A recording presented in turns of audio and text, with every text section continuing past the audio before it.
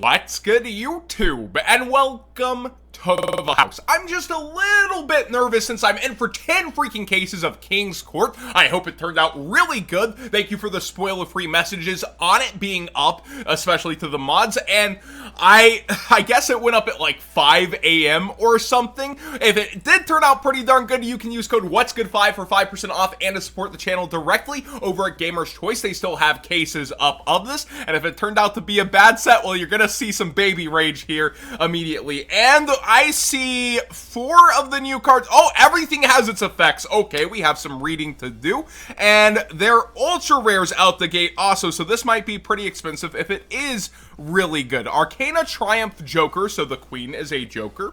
If this card is in your hand or graveyard, you can send one Queen's Knight, King's Knight, and Jack's Knight from your hand and or face-up Monster Zone to the graveyard. That's a pretty big commitment. Special summon this card against 500 attack times the combined number of cards in both players' hands. You can discard one card, destroy all face-up cards your opponent controls with the same type. Monster, spell, or trap. That's not really the greatest unless something is going to count as all of them or something.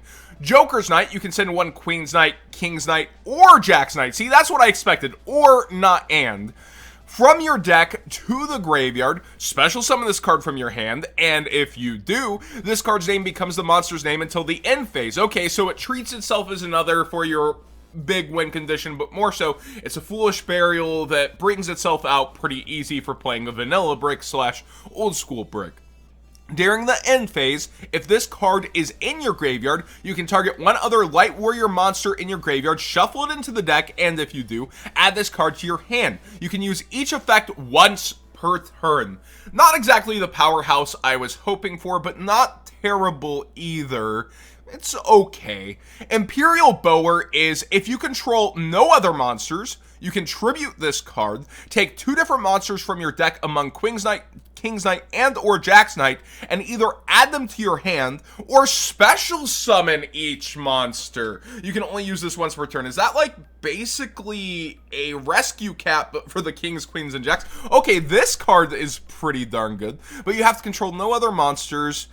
I mean, you start by normal summoning this, then you can extend by special summoning this, and it's treated as the third. You immediately have enough for that, but you still spent quite a few cards to do so. I mean, 2 cards in order to summon Joker, and Joker would be the third.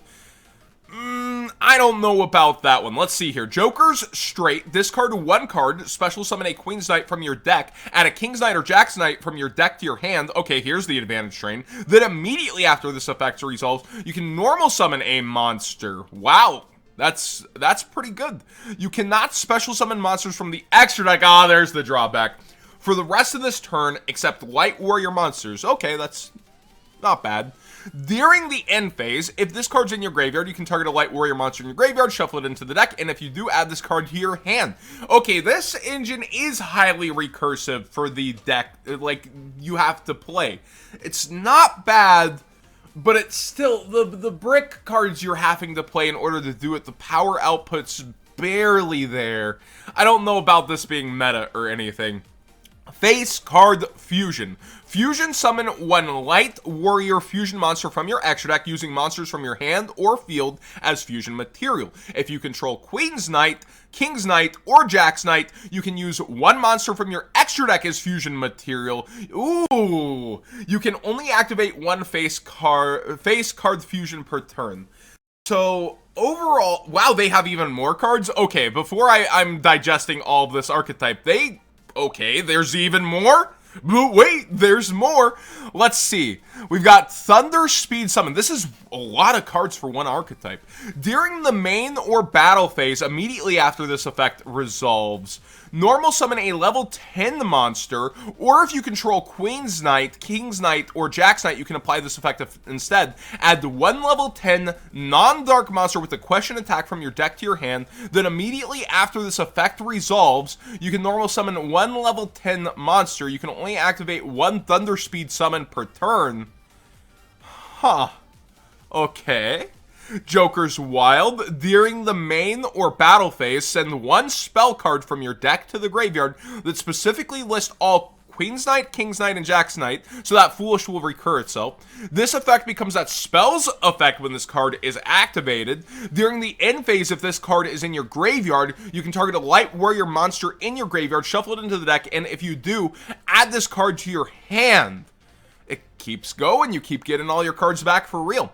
Court of Cards, if you control no monsters or only control Queens, Kings, and or Jack's Knight, you can special summon a Queens, Kings, and or Jack's Knight, not and, from your hand or graveyard. Ah, that should have been deck. You can banish up to one each Queens, Kings, and or Jack Knight from your hand and or graveyard. Draw the same number of cards you banished. You can only use one per turn. That's pretty good advantage, except all the cards want you to shuffle them back, so that's a bit... is this a new Magnet Warrior card? Magnet Induction. What? That's random. If you control a Magnet Warrior monster whose original level is 4 or lower, special summon one level 4 or lower Magnet Warrior monster from your deck with a different name. That's actually pretty big. Also, the rest of the turn this resolves. Magnet Warrior and Magna Warrior monsters you control can't be destroyed by battle or your opponent's card effects. New Magnet, okay, dude. An Xyz Hyper Cannon. You must control an Xyz Dragon Cannon or a fusion monster that lists Xyz Dragon Cannon as a material to activate this card. Depends on whose turns it is. Your turn, you can target one of your banished Union monsters, place it on the bottom of the deck, and if you do draw a card, your opponent's turn, you can discard any number of cards and target the same number of cards your opponent controls. Destroy those cards. You can only use this effect once per turn. So I guess that's all the originals to the set, although Zolga is an import that went... Okay, I already see it. Number F0, let's go! Oh, that was an easy call. So if you went through my things that make this set successful, it didn't rely on the new cards specifically, neither did Toon Chaos, although the Toons were a pretty nice draw, and the Chaos cards turned out decent long term. I don't think that this archetype is all that out the gate in the meta, gonna take over the remote duel YCS or anything. It's still a pretty interesting advantage engine. I do like the new Magnet card. We do get Golden Eyes Idol and Zolga as imports from the Prismatic God Box, but there's F-Zero and Guilty Gearfried, the Magical Steel Knight. Let me read this again. I remember it being pretty good. 2 warrior monsters with different attributes. Once per turn, when a card or effect is activated that targets this card, you can negate that effect, and if you do, destroy one card on the field. Yeah, that's decent. Any 2 warriors, but different attributes. Isn't everything light? Yeah, they're all light warriors, so it actually doesn't really fit the theme. Oh, we've gone way too far.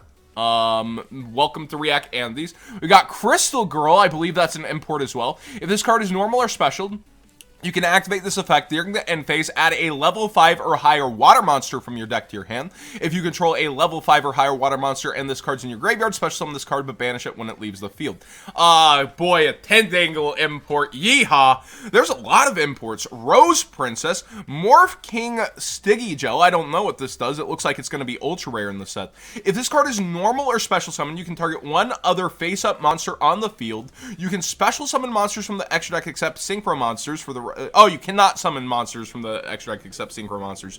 Rest of the turn. Also, change this card's level to the level of that target, and if you do gain life points equal to the target level times 200. During your main phase, you can special summon a fiend monster with a level lower than this card from your hand. You can only use this effect once per turn. I guess that's okay, especially for Dark Synchro. White Rose Cloister. So the Rose cards are, I guess, the legendary Duelist Season 2 cards. Yikes. That are imported. We have Burning Soul. I don't recognize this card. If you control a level 8 or higher Synchro monster, add one card from your graveyard to your hand, except for Burning Soul. So 8 or higher Synchro is the only requirement. And immediately after this effect resolves, Synchro Summon using the monster you control as a material. For the rest of the turn after this resolves, your opponent cannot target Synchro monsters on the field with effects. No Imperm, no Veiler, etc. Hyper Super Galaxy Tribute.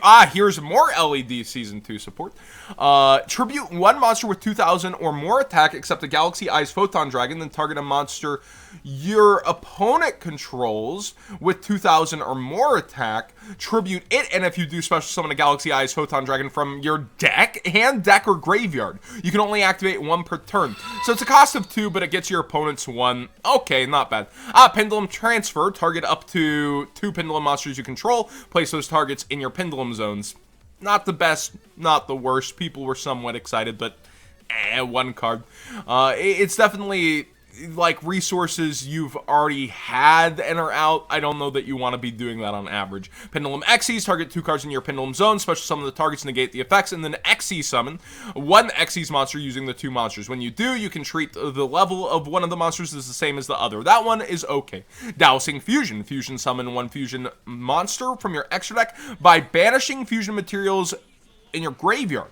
Only Pendulum monsters can be used as fusion materials in the card, so it's kind of hard to get Pendulum monsters there. There's Eternal Bomb, there's Queen, Kings, and Knights. I guess I haven't really speculated on what could be collector rare, but with these reappearing, I would assume probably some collector rares here and in Archetype collector rare, so that's eating up quite a few of them already, and I'm getting apprehensive at no big reprint. Gravekeeper Spy is an interesting one to appear. That better be collector rare, Konami. That's actually a pretty cool one, and with people wanting playsets of it, that would be nice.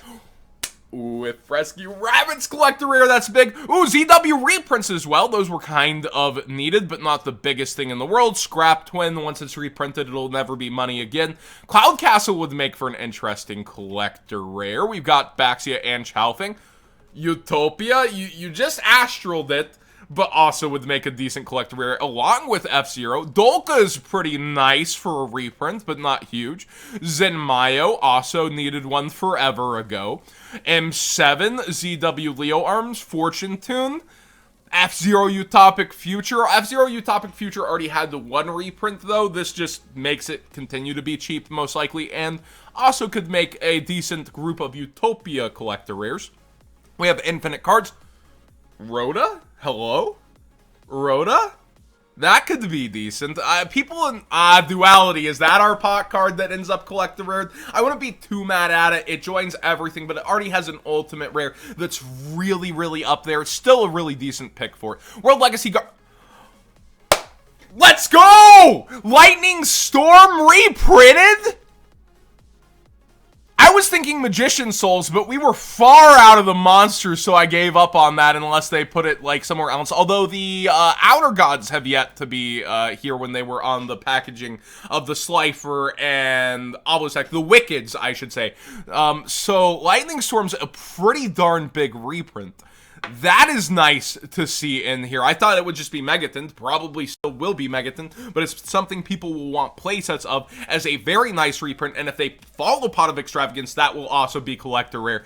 Yeah, this is gonna get torn up plenty at this point. You have multiple nice reprints, one huge big reprint, the Utopic F-Zero.